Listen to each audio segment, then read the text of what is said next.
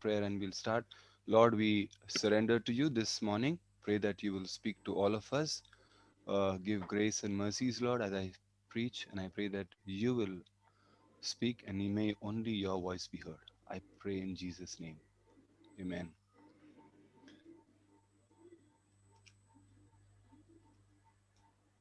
Sorry. So, what is hospitality according to you? I hope you are able to hear me. So, what is hospitality according to you? You and your family get a warm welcome at a hotel in Uti, and someone takes your luggage and helps you get into the room. Or you and your family get a warm welcome from a friend of many years in Ihao, and they serve you sumptuous biryani and kebabs. What is hospitality according to you? Can somebody tell me?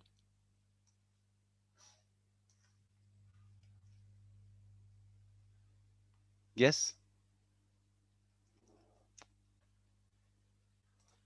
Anybody?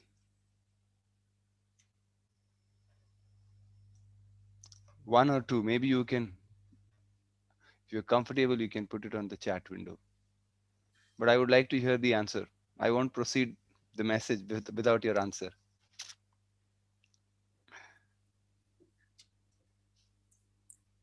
If you have to choose between the two, I think both are hospitality only to some extent. Okay. Which one would you choose? Oh, definitely the biryani and the thing. Because it's an old Biryani, friend from Ihao. No, yeah, no, it's an biryani old is friend. biryani is very tempting, I know. Okay, but if you really look at the Bible and the technical meaning of hospitality, it is the first one. Except that they charge money, and that's what we will see today. What does Bible talk about hospitality really? Uh, let's move on. I will, but before and the today's title is, uh, if you remember the broad title of the messages I've been preaching, Christian values strange to the world, and today is love for strangers, a strange Christian value. Now, today the world is celebrating Valentine's Day about love. We know about the greatest love stories about the Lord Jesus. And today we have love for strangers. I didn't plan for this. I'm going according to a series. It so happened that this came up today. So, before we move on to the message, I want to quickly ask you, do you remember which chapter, which book I am preaching on? I want you to remember. I am doing a series. Any anybody? Yes, sister. Okay. Romans 12, somebody has mentioned. You're right. You're right, Neha. Uh, or that window which says Neha. Very true. We're doing Romans 12. Do you remember what we did last time? And our anchor verse is, Mm.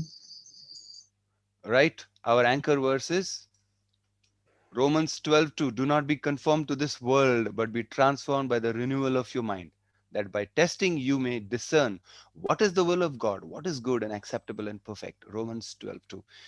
Does anybody remember last time what we did? Come on. I'm sure you will remember. At least one person. Somebody. Romans 12:2. We did, if you remember. Yes. Okay. What we did, we began with personal values, community values, ministry values. If you remember, let love be without hypocrisy. Then we did Romans 12:12. Be joyful in hope, patient in affliction, faithful in prayer. Last time we did something. Anybody? Quickly? Nobody remembers? Huh? Anybody remembers? Okay, I won't trouble you anymore. You're giving. Share, share with the Lord's people, right? Who are in need. Grace of giving, ministry of giving. And somebody is okay. Grace and ministry of giving. Thanks again, Neha. Uh, that's excellent. Excellent, you remember. Yes. And now Today's is practice hospitality. As I said, I never planned for this. This is according to the series, and we will talk about hospitality. Now, what is the meaning of hospitality? The meaning of hospitality is, according to the modern dictionary, it means the friendly and generous reception and entertainment of guests, visitors, or strangers. But the in Greek, the New Testament Greek word translated hospitality literally means love of strangers. And this is what we will see this morning. What does the Bible say about hospitality in the Old Testament? We'll see hospitality in the New Testament times to get a better understanding about hospitality and what it really means. If you remember Genesis 18:1-8, the three visitors, they visit Abraham, and Abraham welcomes these guests, these three visitors, and offers them food, you know, makes them comfortable, right? If you remember, right? This is the hospitality of Abraham in the pre-Mosaic time. Abraham welcomed the three angels with reverence and respect. That is the hospitality which happened from Abraham. Anybody remembers Genesis 19:1-3? Two angels arrived at Sodom, and Lot was sitting in the gateway of the city. When he saw them, he got up to meet them and bowed down his face to the ground. My lords, he said, please turn aside your servant's house. He didn't know who they were. And he says, you can wash your feet and spend the night and you can go on your way early in the morning. And they said, no, we will sit in the square. But he insisted, says, please come. He prepared a meal for them, baked bread without yeast, and they ate. Hospitality, that was Lot's hospitality. Again, he showed them reverence and respect. Now, Job's hospitality. If you remember Job, and those who have gone through the Bible studies or preaching on Job, Job 31:32, he says, the alien, that is the stranger, has not lodged outside, for I have opened my doors to the traveler. Now, Job here is defending his integrity with his friends and his righteousness by telling them about the high standards of morality. He talks about lust, he talks sexual morality, he talks about various things. And one of them is saying hospitality to strangers, which means those days it was a very, very important virtue. Hebrews 13:2 says, do not forget to show hospitality to strangers, for by so doing, some people have shown hospitality to angels without knowing it. And we know those two stories of Abraham and Lot were about angels. Now, we should understand the background to hospitality. It was a Mediterranean social custom, and at its core, hospitality was employed when a person chose to assist a traveler who was away from his or her home or region by supplying him or her with provisions and protection. So those days there were no public inns, and there were no hotels. So main practices was the nomadic life. People would go and go to different villages or cities or countries, and these people were in danger because there would be a lot of thieves and people who would loot. So they had to be careful, these people, and travel was very risky. So strangers were treated with great respect. It was a necessity. Hospitality was a necessity those days, and they were treated with great respect. If you know the example of Lot really showed a lot of hospitality, even to the extent he was not willing to let them, but he was willing to let his daughters to the crowd and the mob that was outside, right? But also, there was a reciprocal benefit for the host. Sometimes it was divine. If you see in the example of Abraham, what was the benefit? The hosts actually told Abraham, your Yeah. child your wife will have a child. So that is what was the divine benefit. Even for Lot, what happened? Those angels came with a warning. What if Lot had not welcomed them? What if Lot had not welcomed, or Abraham had not welcomed the angels? They would have missed a great opportunity. Missed a great opportunity. So they came, and that was a benefit for them. So hospitality might be defined as the process by means of which an outsider's status is changed from stranger to guest. The outsider is received and socially transformed from stranger to guest. So hospitality then differs from entertaining family and friends that we think of often in our times. That is not what the Bible says. Now, hospitality among Israelites in the Old Testament times. What did the Bible say? The Lord says, "You shall not wrong a stranger or oppress him, for you were strangers in the land of Egypt." You shall not oppress a stranger, since you yourselves know the feelings of a stranger. For you also were strangers in the land of Egypt. And Leviticus again says, "When a stranger resides with you in your land, you shall not do him wrong. The stranger who resides with you shall be to you as the native among you. And you shall love," remember the word, "love him as yourself, for you were aliens in the land of Egypt. I am the Lord your God." So even the people of Israel taught, God taught them. This is a very important teaching, that they were to treat strangers with love and respect. Now we'll see the hospitality in the New Testament. Hospitality in the Gospels. What does the Lord say? Now, this was when the Lord was talking about his second coming. The context is second coming. And he says one of the signs of a believer is they welcome strangers. He says, "When I was hungry, you gave me something to eat. I was thirsty, you gave me something to drink. And I was a stranger, you invited me in." Yes, the context was different those days. It was okay to invite a stranger. Nevertheless, it is what the Lord says. Now, another important, widows. Now, if you read 1 Timothy 5 9 to 10, I would request one of you to read it. Can somebody read this for me? 1 Timothy 5 9 to 10. No widow may be put on the list of widows unless she is over 60, has been faithful to her husband, and is well known for her good deeds, such as bringing up children, showing hospitality, washing the feet of the Lord's people, helping those in trouble, and devoting herself to all kinds of good deeds. Yes.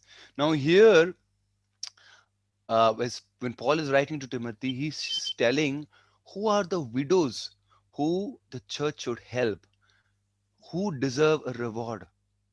And a lot of things are mentioned here: faithful to her husband, good deeds, bringing up children, and hospitality, washing the feet of the Lord's people. Hospitality.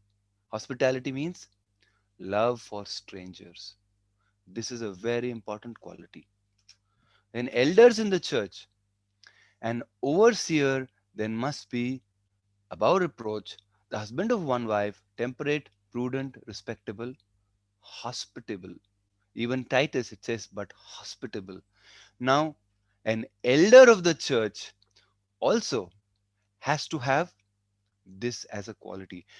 In fact, elders, if you read the chapter 1 Timothy, chapter 3, and Titus, it talks about high standards for an elder, very high standards of purity, sexual purity, of money. One has to be above love of money, and prudent, respectable, but hospitable. Now, if you commonly see hospitality, who does better hospitality, the husband or the wife? It's always the wife that we count on for hospitality. But my dear brothers and sisters, especially the elders and leaders, all those who are aspiring to be leaders, remember, the Bible says this is one of the important qualities. A man who you choose as an elder should have love for strangers, should have love for people, should be somebody who serves. right? A lot of people, men especially, leave it to their wives, but when it comes to hospitality as an elder, this is very important. Then we see the New Testament talks about keep on loving one another as brothers and sisters, and then it says, do not forget to show hospitality to strangers, for by so doing, some people have shown hospitality to angels without knowing it. So the Bible encourages show hospitality, and obviously this is referring to Abraham and Lot. Now we'll see hospitality to Christians in the New Testament, where it talks about other than these. When Peter is writing, he says, "Be hospitable to one another without complaint," and Romans 12:13, the part B that we were just referring to. Now it is important to know what was the background for hospitality when Peter and Paul wrote. We saw the background, we saw the Old Testament background, the New Testament, they had a different purpose. But when Paul and Peter wrote, they had a very different purpose. There was intense persecution happening during the New Testament time, especially when Peter and Paul wrote.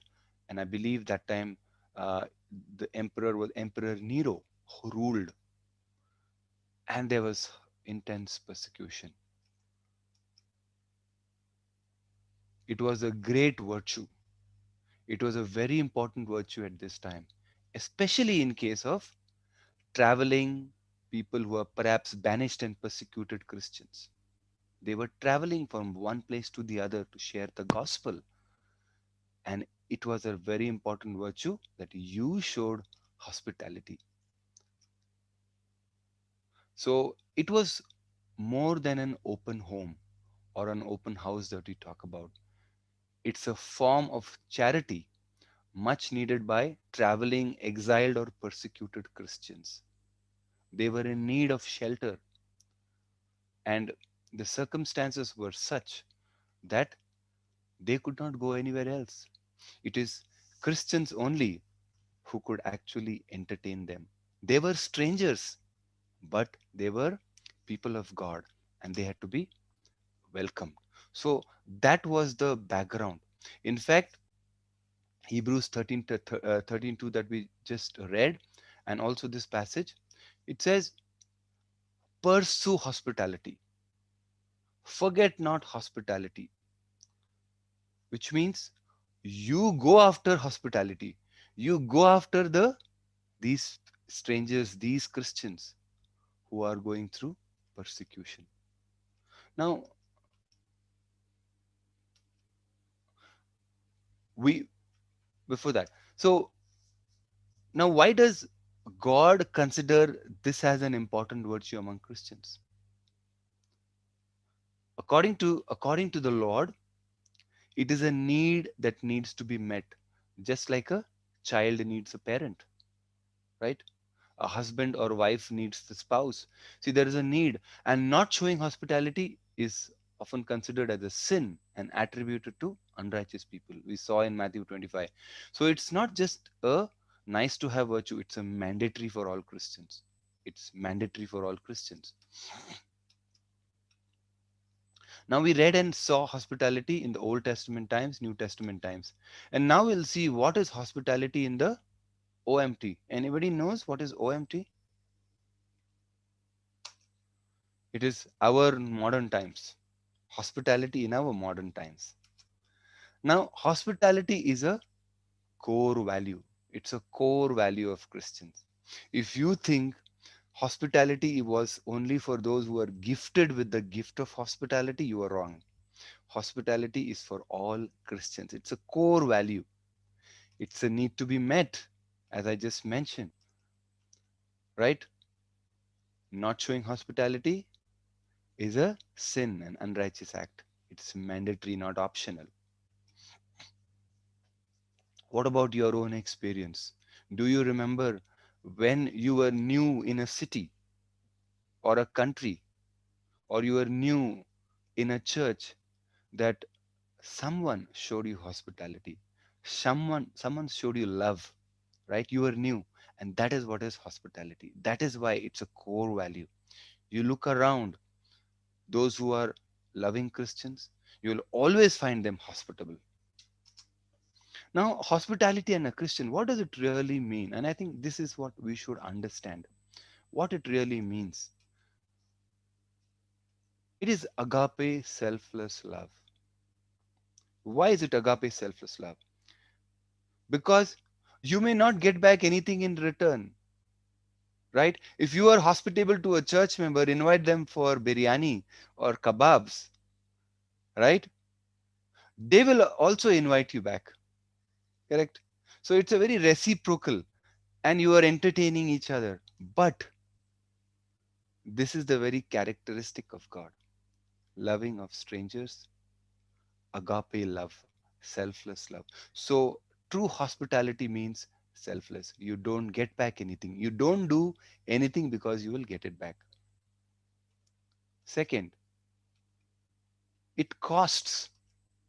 Hospitality costs you. It's no fun and entertainment, right? Calling a church member, you have great fellowship. Not only the food, you enjoy the fellowship, right? If somebody from EHA were to invite you, or a Christian invites you, there is so much of pleasure and love. We have fun, we talk, we know each other. We can go into their homes, we can go into their rooms, we can go to the fridge, maybe open the fridge. There is so much of pleasure, and there it doesn't cost you anything. But hospitality, the real hospitality, love to strangers, costs you. You don't know them. You invite them. Probably there is a risk. You don't know them. You you don't know how they will respond. Maybe they are introverts, maybe they don't talk. And you have to invite them and you have to entertain them. So it's odd. It's not easy, especially somebody who's a poor background, somebody whose maybe clothes are not good, some family who are not according to our standards. It costs, right? It is not about show off, but it is about meeting needs. You may not have a good house, good cutlery, or good cooking skills. You still invite unknown guests to your home. There is no opportunity to show off, but it is basically the needs of others. It is not you. It is not how good is your house. It is how good is your cutlery, right? A lot of times we think many times, 10 times before we invite people, especially when we have moved to a new house or the house is not good. We want everything to be perfect. Only then we call people homes. Why we call people home? So that they will comment about maybe my sofa. They will comment about my woodwork. They will comment about the paint. They will comment about the lovely kitchen. So many things, right? We wait for that. But true hospitality is not. True hospitality is not about you. It is about the others. It is about the others. And it is inclusive and it accepts all. Not just if you are from Andhra or if you are from Telangana or if you are a Tamilian or if you are a Malayali or if you are a Mangalorean or if you are from India or if you speak Telugu or if you speak English only. No, it is inclusive. It accepts people of all culture. It accepts people of all language groups, right? That is what hospitality is. Now, hospitality now and here, what kind of Christians are strangers to our city, right? If you have to apply it, if it is really relevant for our times, it is, right? What kind of Christians are strangers in our city who we can show hospitality, right?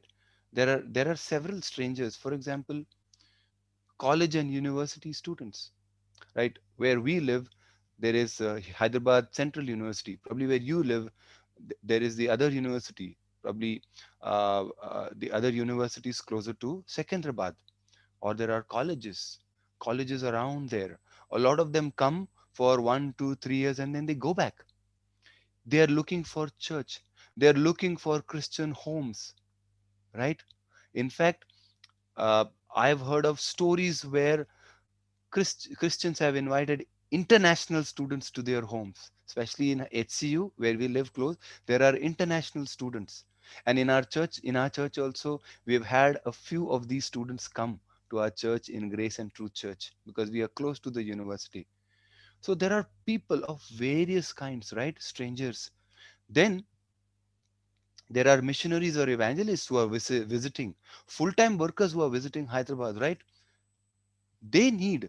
Now, if you talk about university students, they have their physical needs. They long for home cooked food, right? They miss their homes, their emotional needs. In fact, in US, I had the opportunity. We had the opportunity to be both guest and host to strangers. And now missionaries. Now these missionaries, they are not rich, obviously. They can't book a hotel or a lodge, right? They look for Christian homes. They are exhausted, tired. They need good food. They need rest, right? And we can invite such. We should be looking out. The Bible says, pursue, look out. So we can be looking out for such. Ask, are there evangelists, missionaries coming? If you hear of them, ask first question, where are you staying, brother? Or if a family is coming, where are you staying, brothers or sisters? And you offer your home, right? 2 years ago, I went to Shillong, Meghalaya, where we had a UESI conference on treasurers. And I had to go and share the whole day program. And after the program, everybody would go home and we would be left alone. The previous night, we had dinner in a restaurant. Now, again, we would have to go. But no, thank God for hospitable Christian. There's a lovely family. They said, why don't you come home for dinner? And me, and two of us, we went and had dinner. Not only dinner, we had lovely fellowship, amazing fellowship. And not only that, the temperatures were down there around 6 to 8 degrees. So what they did is they said it'll be very cold. There are enough blankets there where you are put up, but we will give you something else. So they gave us a a bag. It's a bag where you can sleep inside and you can cover yourself. There's a zip. And trust me, when we used those bags in that night, it was so cozy. We had a very good sleep, and in the morning we left that, and we went. So that is what is hospitality. Love for strangers. We never met them, but they showed love. They showed love. What about those who come new to eHouse Church? You actually can show hospitality. Finally, hospitality should be the way of life. Hospitality should be the way of life. Our homes should be open for any age, any background. It should be child friendly homes. It should be friendly for the poor. They should not feel intimidated or feel low. Don't focus on jazzy and fancy homes. You can't invite everybody. You have to only invite the rich people. Because if people who are of not your stature or status, when they come home, they feel that they are inferior. I am not saying you should not have a good house. Please don't get me wrong. But don't, as a Christian, remember you have to invite all backgrounds, especially child-friendly homes. I have gone to homes taking our young daughters when they were babies, toddlers. They were not child-friendly homes. They could not go and touch anything because if they touch, they would break. So have homes which are child-friendly. Have homes where people feel comfortable. No, whether your tile is broken, whether the painting of the wall is peeling off, however it is, don't worry. Give so much hospitality, so much love that they forget to look around. That should be our homes, right? And for example, delivery boys or people who are, technicians, helpers who come home, show hospitality. They are strangers, especially delivery boys when they come. If possible, if they're coming in the hot sun, offer them a glass of juice. Maybe offer them some fruit so that they can take. We often do that. Technicians, helpers who come home for repairs. Once we invited, somebody came home. electrician, and we gave them tea. This is, some time back. They were really surprised. They were moved by the hospitality. But show them love. I'm not saying you may be showing them, but I'm saying be conscious, right? Those who are new to EHOW, when they come to the church, they should not feel that they are lonely. A lot of times, after the church service gets over, we just go and meet people whom we know. But if somebody is introduced that day and they have stood up and you have introduced, remember that. Many people should go and meet.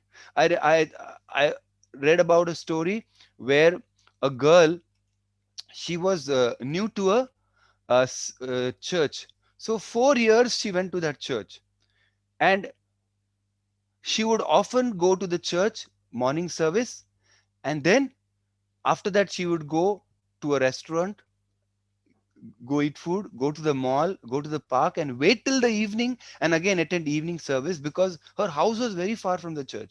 But she wanted to be found in the house of God and with people. And she had visited, she was there for 4 years.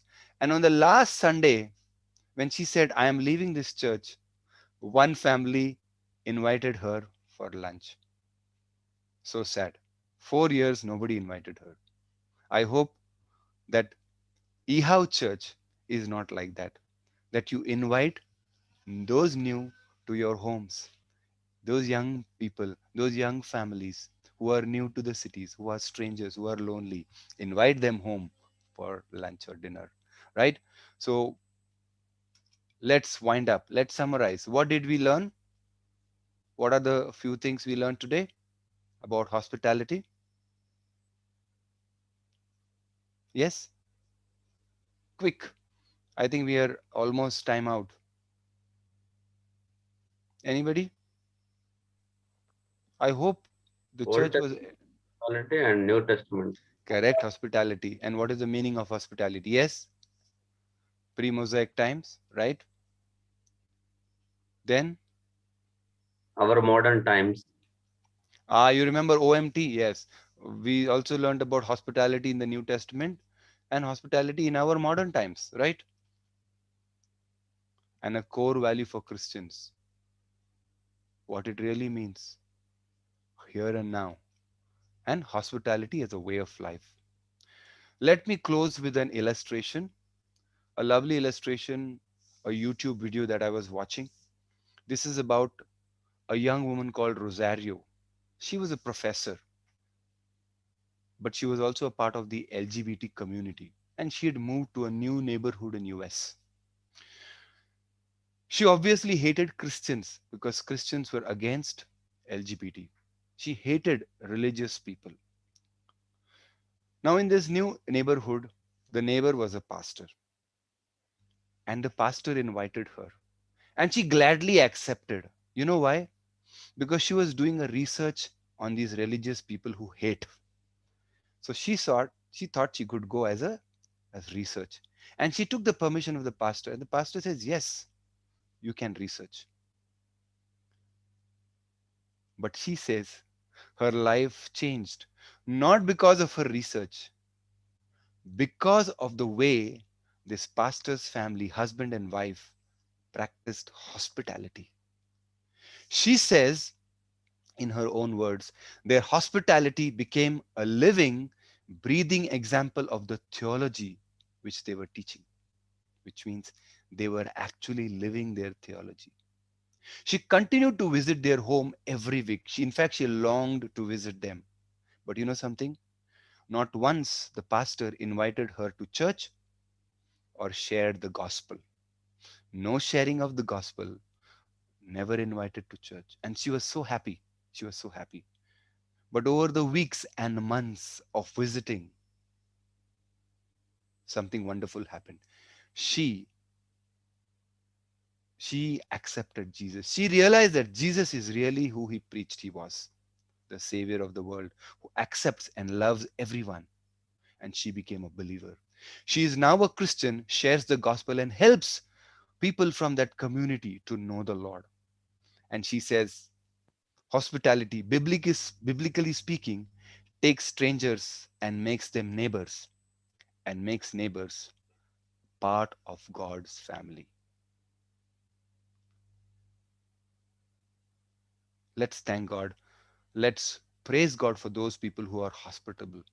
And let us ask the Lord that we will be people who love strangers. And remember, Romans 12:2, do not be conformed to this world. And as the title says, love for strangers. It's a strange value. Yes, thank you. Over to Matthew, Anna. Let's close our eyes as we say the prayer and hear the benediction. I would request Brother Matthew to say the prayer and the benediction.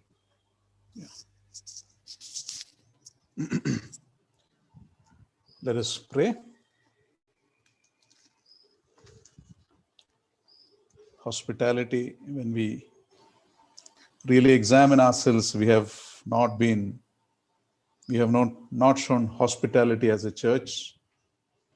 Definitely, this is one of our great failings as a church, I would believe.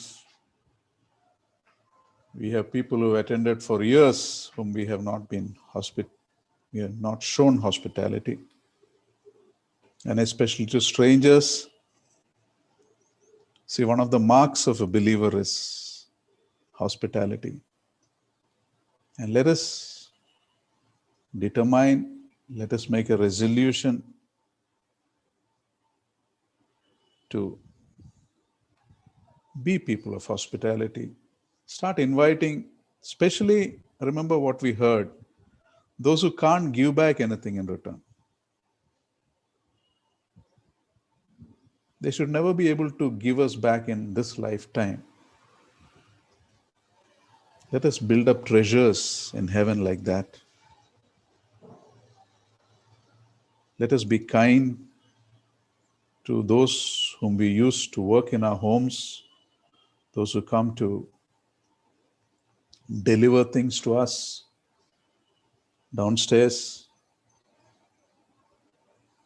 the people who watch, the people who clean. Let us show hospitality and that they may be attracted to the Savior. You know, the heroes in heaven will not be the famous speakers or people whom we know on earth. I believe the heroes of heaven will be people we never knew on earth, because they will be very silent in the way they serve, in the way they love, in the way they work for the Lord's approval, not for people to see. Let us pray that we will be that kind of people and be serious about it. This is a sign of a believer. Let us be people of hospitality. Let us pray. Father, we thank you for this time you have given us. Thank you for your word.